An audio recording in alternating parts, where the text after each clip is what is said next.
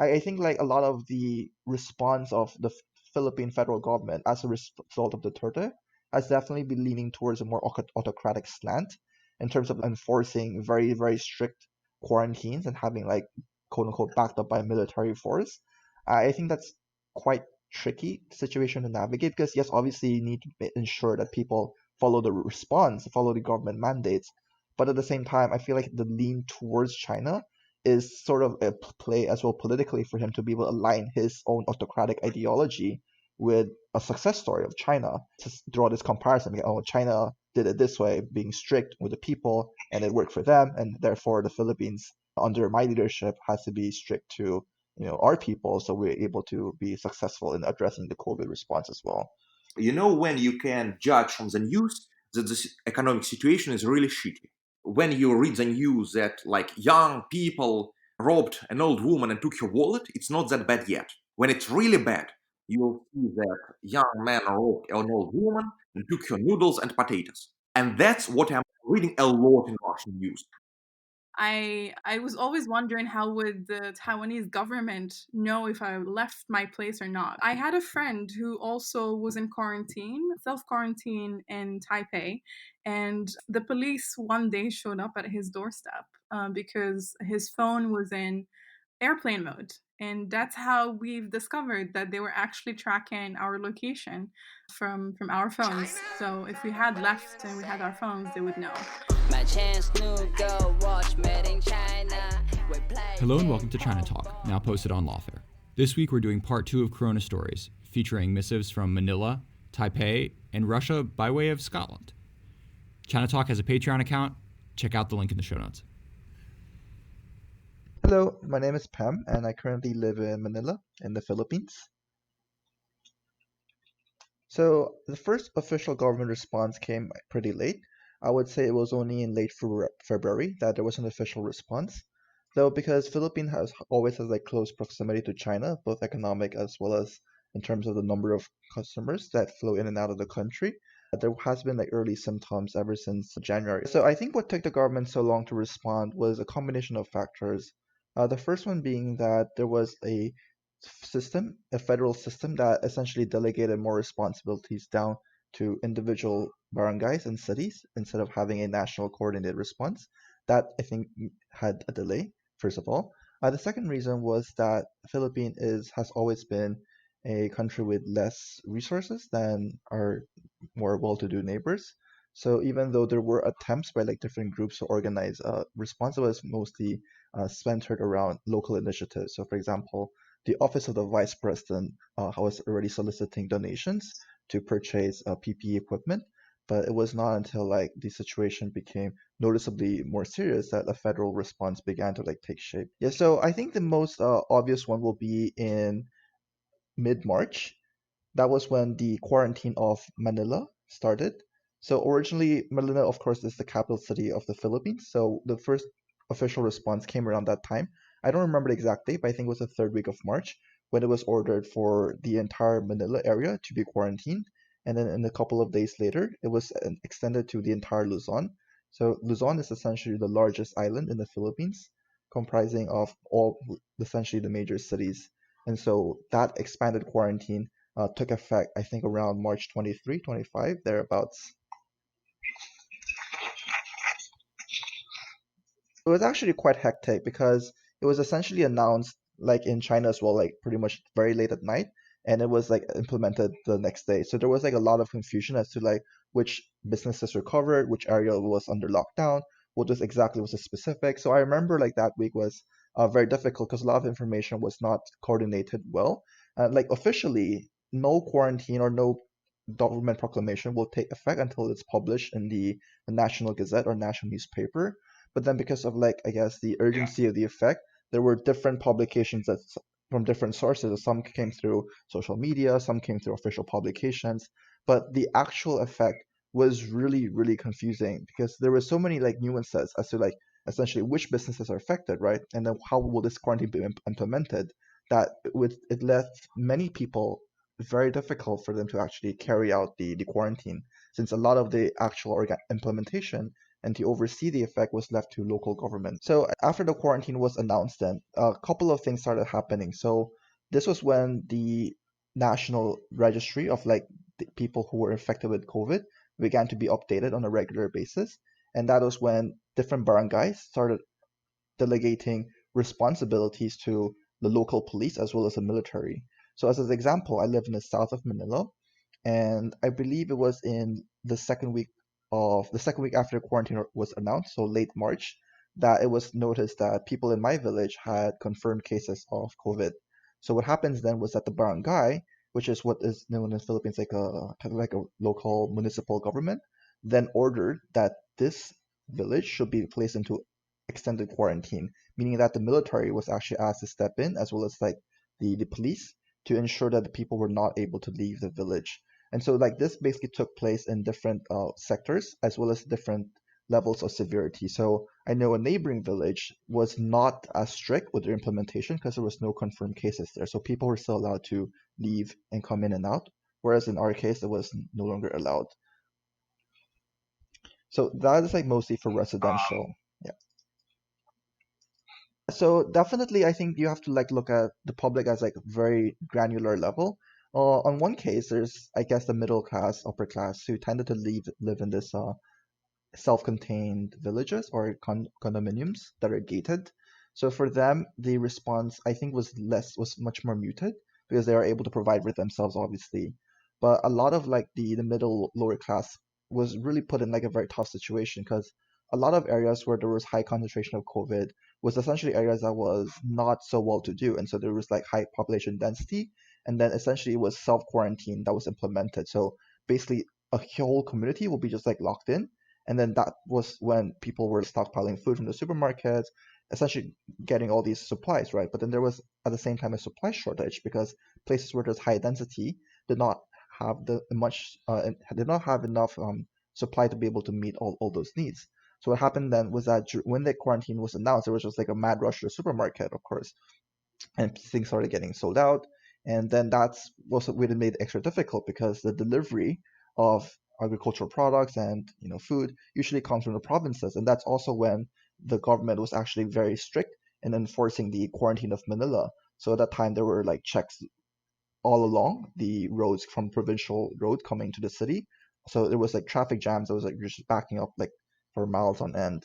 And so like that first week I think was just like really difficult for a lot of like the lower middle class to really get a grasp on things. And obviously at that time there was no announcement of like what the government response would be in terms of like food safety or like unemployment benefits or things like that. So it was like a very hastily implemented policy that did not really come with any sort of like what will the government do except for like imposing a lockdown. Yeah, so generally, the latest big development was I think there was a lot of controversy. I think about 2 weeks ago when the Duterte, our president, was again calling for harsh penalties for people who are breaking curfew, including like, getting them arrested, getting them shot, and things like that.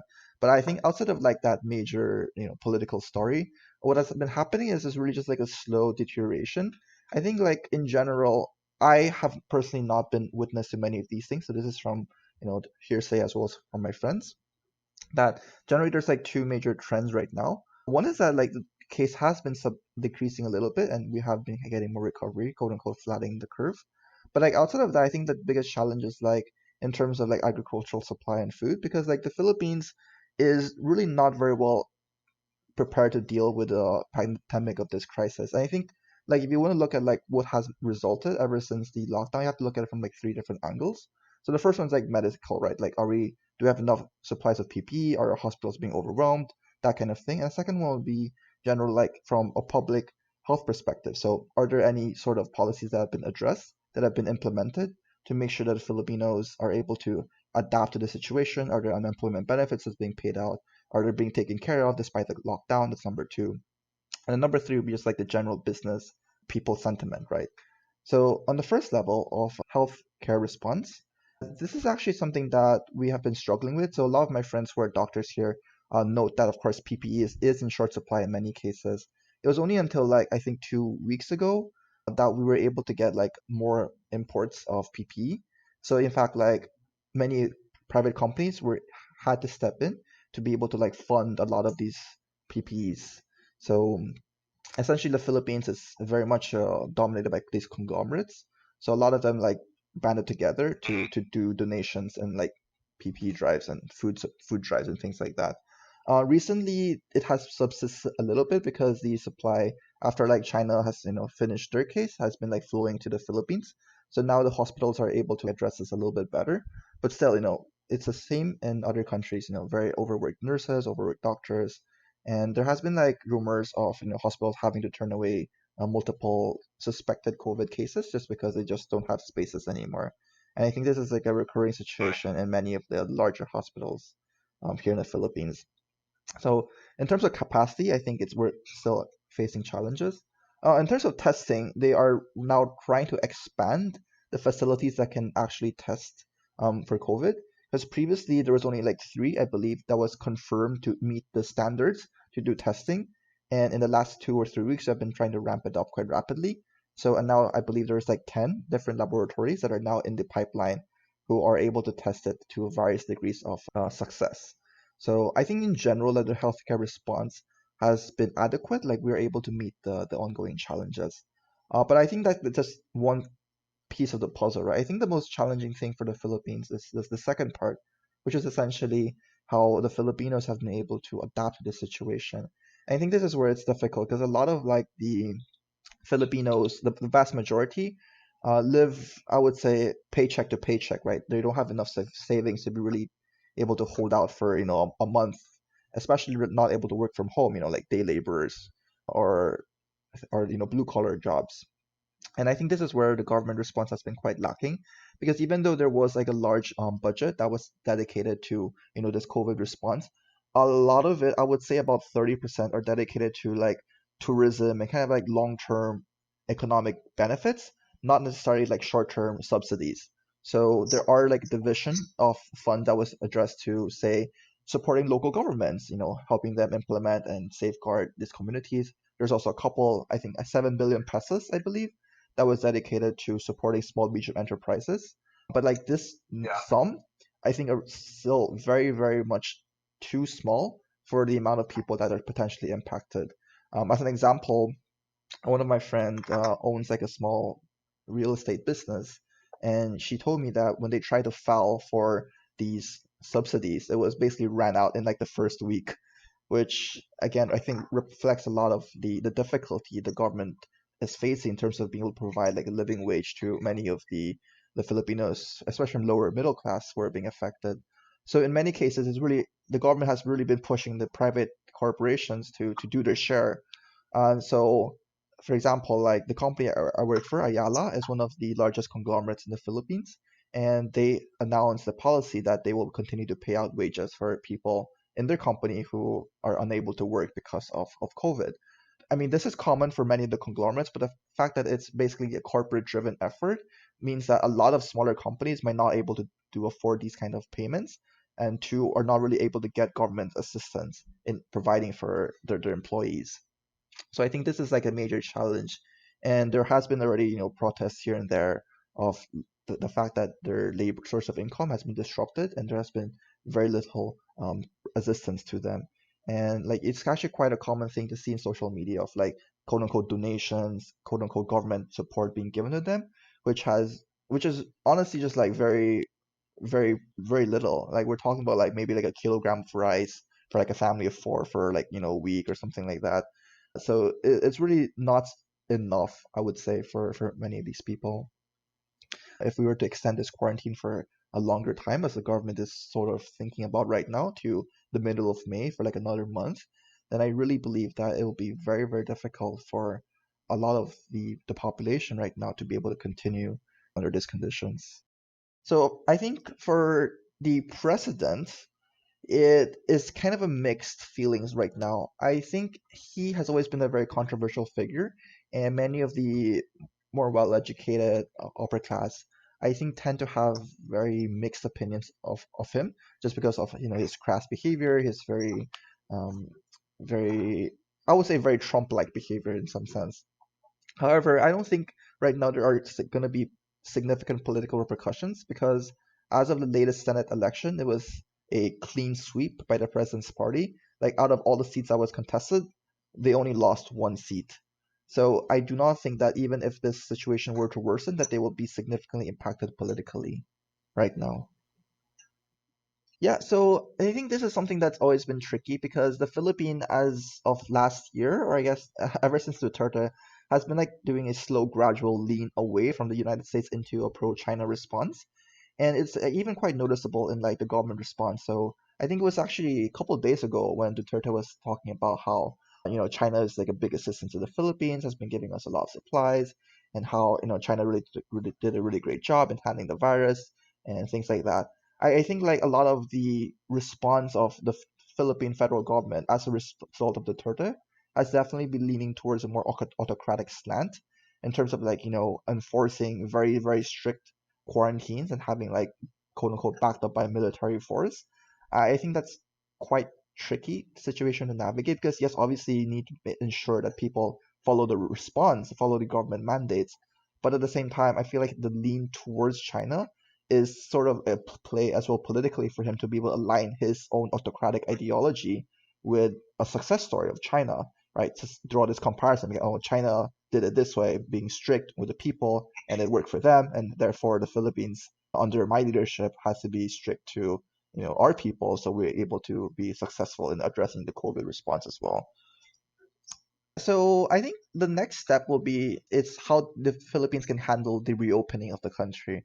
I think for every single leader, world leader, that is the next thing on their mind because it's even harder for the Philippines to be able to stay in a lockdown situation because I mean, again, the vast majority of the workforce are essentially have to be present, right? If we're looking at say the BPO industry, business process outsourcing, like these call centers, they cannot really work from home, right?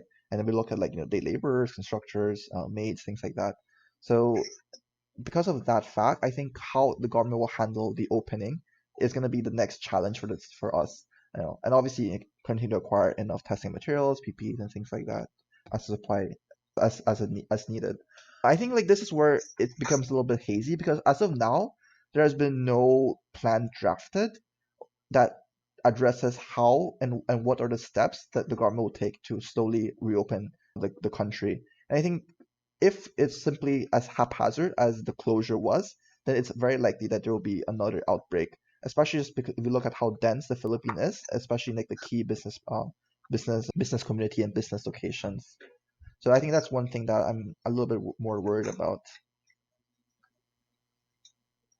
Encouraging things. Well, yes, like we have been having less and less people who have been confirmed to have the cases, and I think our recovery has been increasing. Like objectively, we are still the highest, I believe, in Southeast Asia in terms of confirmed cases, and probably one of the riskiest countries. So it's not looking very good from a long-term perspective. I think in the short term, it's likely that we'll be able to contain the case without having the significant growth of confirmed cases. But I think that's also due to the fact that we have not been able to do adequate mass testing. So I guess that's kind of a good thing. But honestly, it's not very promising. I'm just really worried that the lack of federal response is gonna like significantly hamper the effects. Because what's more important is that now that there has been these plans in place to start slowly reimbursing and distributing aid to the people who are affected, it's very difficult for all of this to be done at the provincial or municipal level.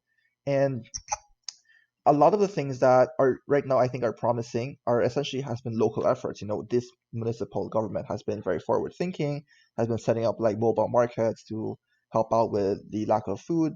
For me, I've always been kind of like against the federal system because personally I feel like it really hampers the ability of government to be able to like roll out these nationwide policies in an effective way. But I would like to commend the fact that the federal system here in the Philippines has made it possible for certain areas to address the issue in a much better way. So I'll just get the example of the village I live in, which is because this is the most, I guess, closest to me. Is that like our village was like super strict in having like guards be stationed in the bunk so that they do not go home, and to have like DM patrol regularly to make sure people are not on the streets.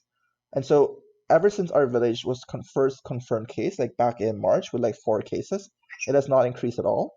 Whereas like I know the neighboring villages, which have not been as controlled, have seen a gradual increase in their own affected numbers. And obviously, this is like one anecdote, but I do think because the mandate to do quarantine has been roughly left to each individual municipality to determine the severity, it has led to some being more effective than others.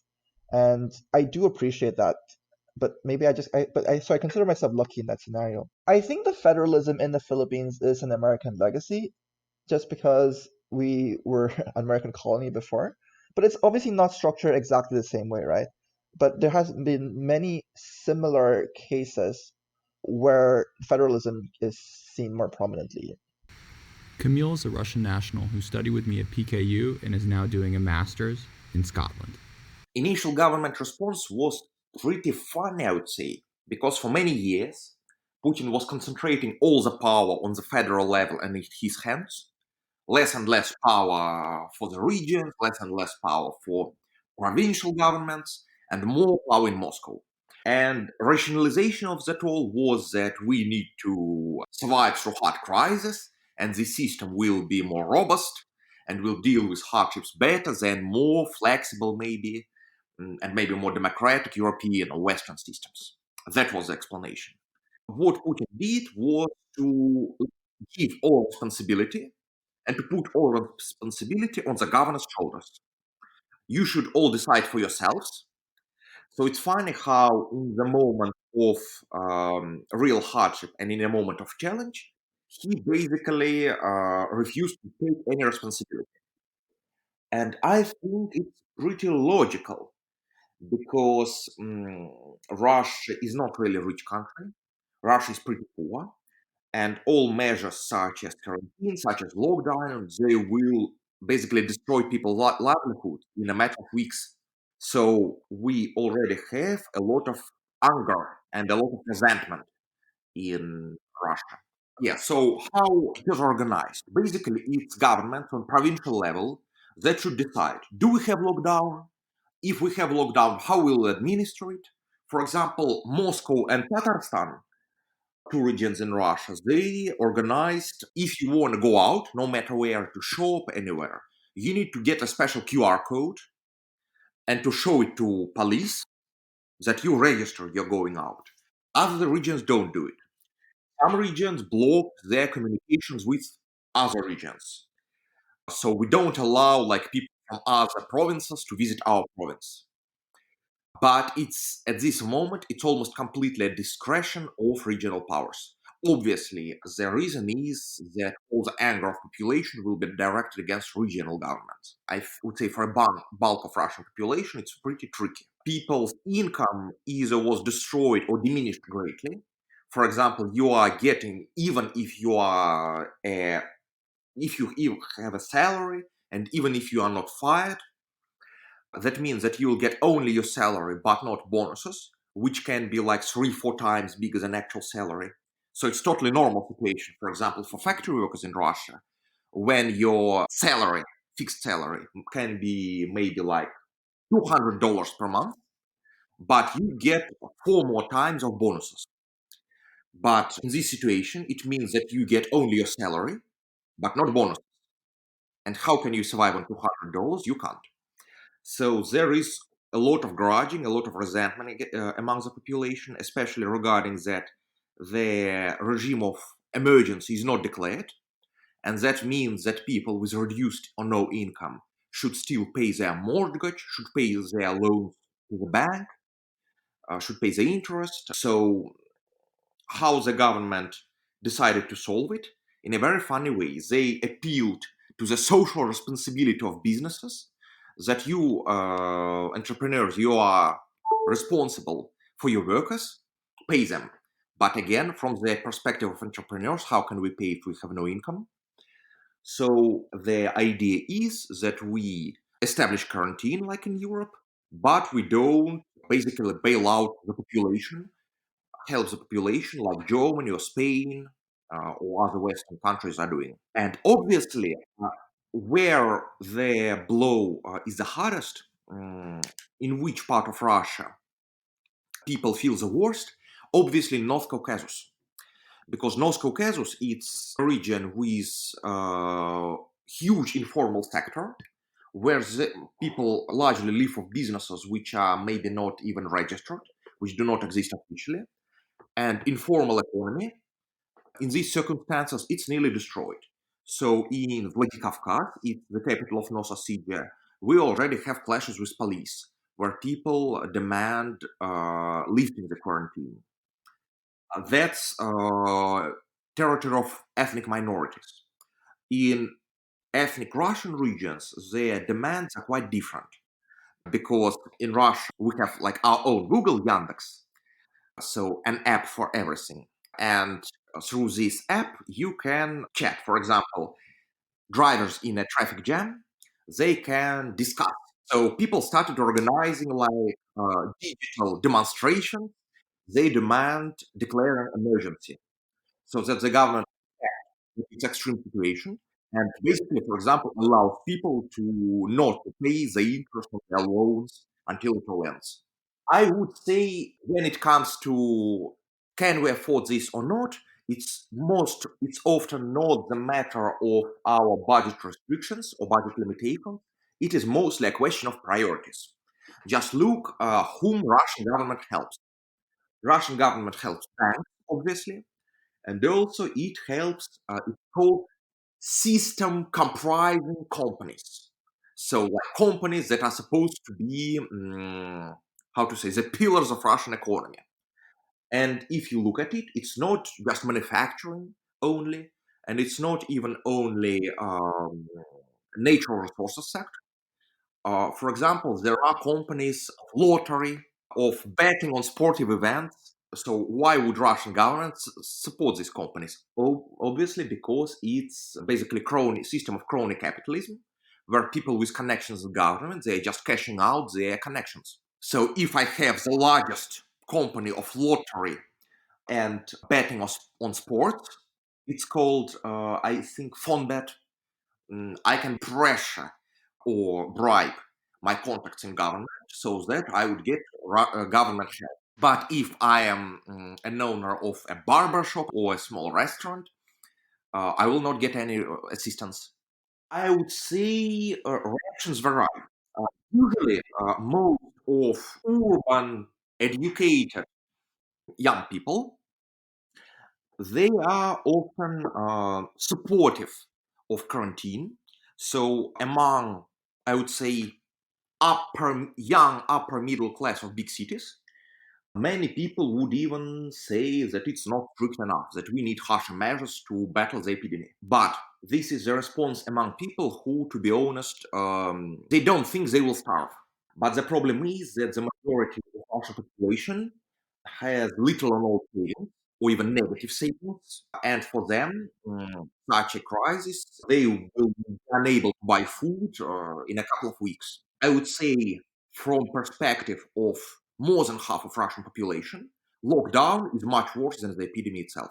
So if we look at Central Asian immigrants who perform most of hard and lowly paid work in a Russian city, they do not get any assistance from government. They still have to pay for the right to work in Russia with no job now. So what we already have, when you can judge from the news that the economic situation is really shitty. When you read the news that like young people robbed an old woman and took her wallet, it's not that bad yet.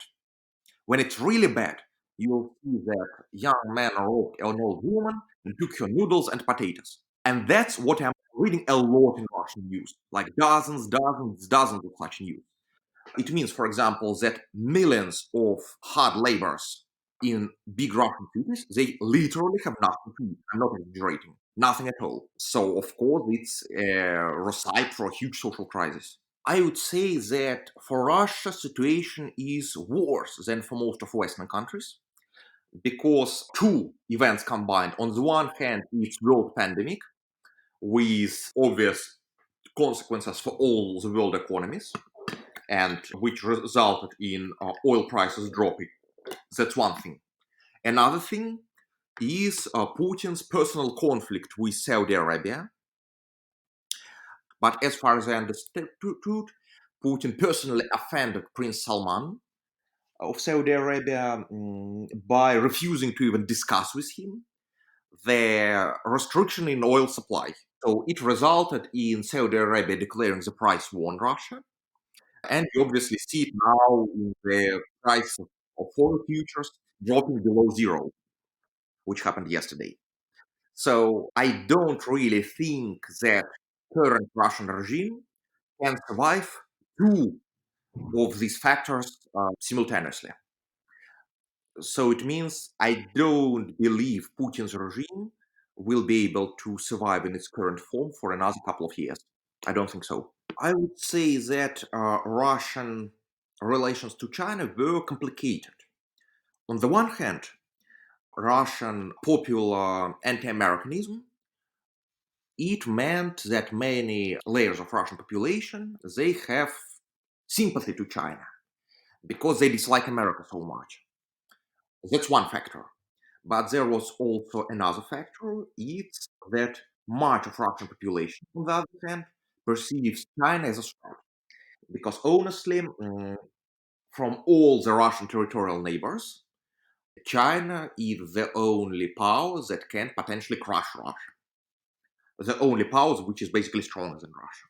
What we see now, I don't really see in Russia that much of blaming China for epidemic. Somehow I think it's more of American or European. But I would say that probably more than half of Russian population will be too much preoccupied with the economic hardship to think about relations with China. What I would say the most, what I would say now is that now in Russia there is much more demand on bigger government and stronger welfare because what I see now that people who used to be strictly libertarian, that basically let the poor starve, do not interfere into economy, so people with these attitudes, they are now changing their attitudes very quickly, basically with their businesses destroyed, with their incomes destroyed. And when they read the news about Germany or Spain or the UK, giving generous handouts to their population to survive this crisis. On the one hand, it makes them much more critical of Russian government, which does nothing of comparable. And on the other hand, I think that in the eyes of most of Russian population, welfare state, which will be much more legitimate after this crisis stops. So now I see even right-wing people advocating for more benefits. What I would also add, Russia is much more prone to various conspiracy theories than most of European countries. For many reasons, part of reason is that Russians generally trust their government much less than Europeans. And there is also a big wave of denial.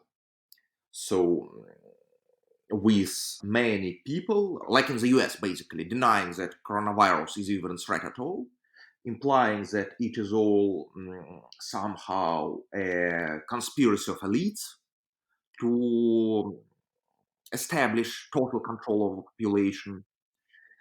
And it's interesting that what I said, Russians watch situation in other countries. And like in Europe, they see that in Europe there are generous handouts, and that makes them resentful against Russian government. For example, I watched a YouTube video with Lukashenko, president of Belarus, where Lukashenko said there will be no lockdown. People are responsible for their own health themselves, and it's your own choice to sit at home or to walk out. Overwhelmingly, like I would say 95% of comments was absolutely supportive. The top rated comment was obviously the daddy, because Lukashenko is called the daddy, the Illuminati assembly, like hundreds of likes.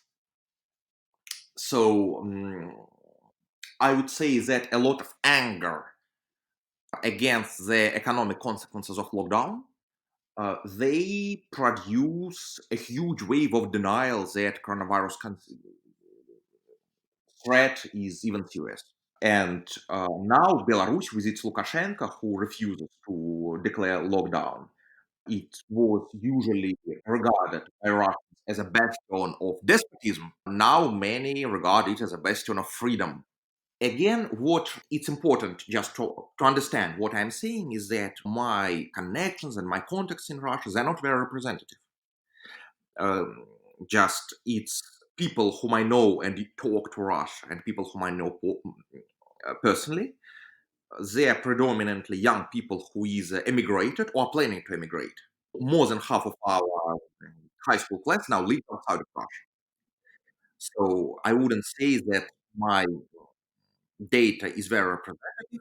What I know about the feelings and the thoughts of majority of the bulk of Russian population, I know mostly from social media and articles and what I read in comments in social media.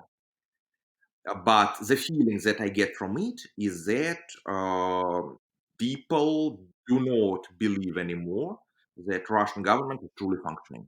If you ask me, what how do you think, Camille? What is the biggest problem in Russia? I wouldn't say it's corruption. I wouldn't even say it's the absence of freedom. I would say that the most fundamental, worst problem, it's inverted social hierarchy. It's absurd. What I mean by inverted social hierarchy? My friend who graduated from a medical academy and now works as a receptionist in hotel because it pays more. What you see in Russia is that people with intellectual professions, such as doctors or engineers, can be hugely, unbelievably underpaid.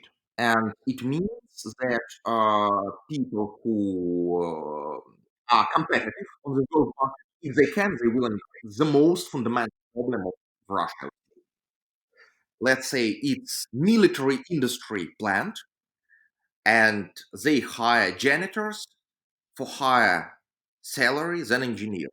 Unless I saw it with my own eyes, I wouldn't really believe it. But that's just how Russia is functioning. Which means that anyone who can, and anyone who can basically produce labor worth of something in international market will emigrate. What I believe to be the explanation of Putin's measures during the epidemic is that he wants to lift any responsibility from himself. I am not declaring emergency. I am not telling you to do anything. You are governors, you are decide what to do in your regions. And obviously he thinks it's very smart because all the anger and resentment will be directed against the governments. But the problem is the population doesn't buy it because everyone in practice understands that all the power has been concentrated by Putin and he told about it for decades. So I believe that the main outcome for Russia will be the delegitimization of ruling regime. Hi, I'm Asma and I live in Taiwan, in Taipei to be precise. The reason I was in quarantine basically was that on February 22nd, I left Taipei to go to Seoul. And it was around I think I landed the day the super spreader was discovered and it started getting worse in South Korea. And so I was going to Seoul to renew my visa, but also because I had a medical appointment. And so as soon as I had my visa renewed, the same day I flew back to Taipei and I had to go under mandatory self quarantine. So I left the airport. When I landed in the airport, I had to sign some paperwork basically stating that I'll be in quarantine for a period of 14 days.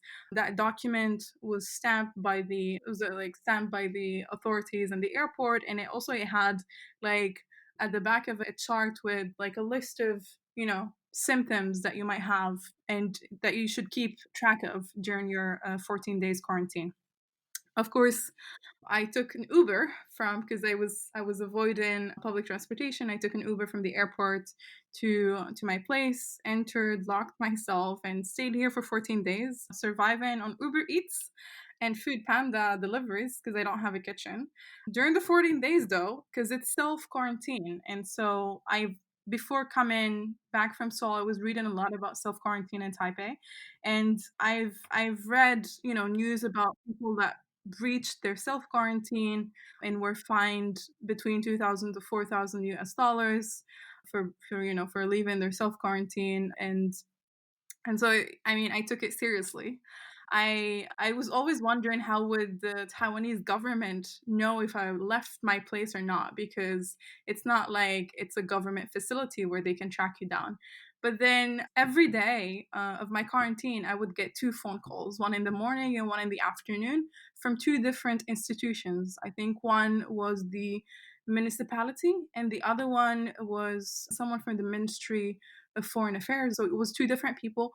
They would always, on a daily basis, would call me at different times, ask about my temperature, ask about, if I had any symptoms, coughing, if I was feeling okay, if I had food. And then they would ask also, which I found very troubling, they would give me information about myself to double check if it was me. So for instance, in one of the calls they were like, oh, is this Asma? Did you graduate from Oxford? Are you studying in this place? Are you doing this and that? And it's just like a little bit intrusive, which is information I've never given. So I was always wondering where that came from. And I had a friend who also was in quarantine, self quarantine in Taipei. And the police one day showed up at his doorstep because his phone was in airplane mode. And that's how we've discovered that they were actually tracking our location from our phones. So if we had left and we had our phones, they would know. I think around the 11th or 12th day, they've sent me five face masks through mail, and they called me to make sure that I pick them up from the mailbox. And then the same day that they sent me face masks, they also just someone from the municipality came and they brought me a gift bag. And then in that gift bag had a Chinese poetry book. It had um, chili pepper, like spicy.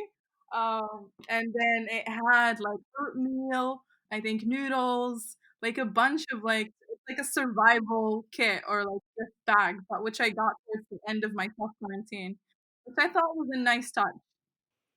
So Asma's brother was actually studying in Wuhan. Since the beginning of 2020, the guy has been in quarantine. So so he was there when the whole shit was happening. Yeah, no, it was after a year. So yeah, he was still finishing like he was like adding another semester. But basically, my Chinese New Year was like just shit because like I felt so much responsibility and guilt because I'm the one that was like Wuhan University. Yeah. And so I was like, if the guy dies there, I'm like, I should just kill myself because I'm not gonna be able to face my parents. And so I was like, every day, like 4 times, like FaceTiming with him. Like when he goes to grocery buy-in, when like he does anything, like when he has to like go, like I'm just like on the phone and I'm like avoid people of it's like he's like, where are the people to avoid? Like he sent me like pictures of like, how Resident Evil I mean, what you're seeing right now in the world, like it started in Wuhan, it was much more scarier. Thank God the Moroccan government moved this ass and like evacuated all Moroccans in Hubei in like 1 week after the lockdown started. Fully funded. They didn't have to pay. I was like, Americans have to pay $1,000. What kind of evacuation is that? And then he had to go to Morocco and he stayed in quarantine in a military base for 20 days, a military hospital for 20 days. And it was the best experience for him because he was like, we're like, this is a 5-star treatment. We're getting his like room service. He's like he's staying in an ensuite room with a kitchen and he's like, I have a garden. I was like, what? 20 days there. It's because the king is the one that gave the orders. So when the king gives the orders, that's it. Like you just like you're in for like the royal treatment from like evacuation to like they literally like there was like 5 buses that went around Hubei picking up people to take them to the airport. And then after so he finished his like quarantine, the 20 days quarantine, they gave them like per diems and also like tickets, train tickets and flight tickets to go back to their home city. And my brother went to Marrakesh because that's where my parents, and people are not prepared. And he was like, I'm just gonna stay away from people. And so he self-isolated. And then March, I think 12th, Morocco imposed the lockdown, a complete shutdown of everything, closed all, like within 24 hours. After 20 cases were detected, within 24 hours, Moroccans woke up with land borders, like maritime borders, airlines, like air borders, everything was closed. Like airports were shut down, everything was shut down. Tourists were evacuated by their countries, but yeah, it's a complete shutdown right now. I think Morocco, it's they're doing pretty well though. We just have, I think, 1,300, but the government has been doing pretty well. I guess also because like when you have like a regime that is not completely democratic in a way, and where you have like, you know, a figure that is kind of like controlling everything, things happen. So just like China, regulations are passed quickly. Morocco is literally producing 5 million masks, like face masks, a day. As